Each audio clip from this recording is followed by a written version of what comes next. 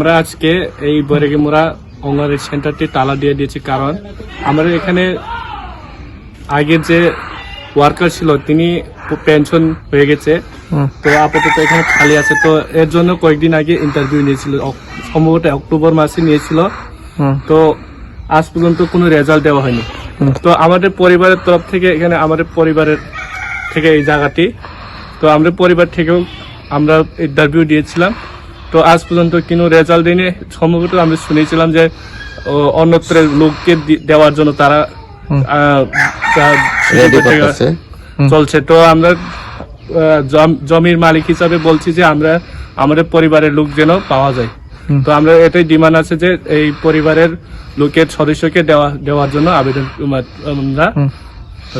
যে ইন্টারভিউ দিয়েছে ওনার নাম কি?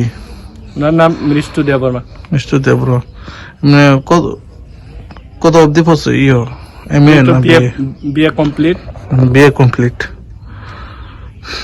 এই জায়গাটার নাম বৈরাগীমুড়া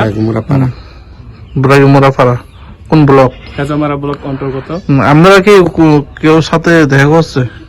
না, দেখা হচ্ছে না। অ্যাপ্লিকেশন দিছে, আমরা তো 5টা জায়গায় অ্যাপ্লিকেশন দিছে।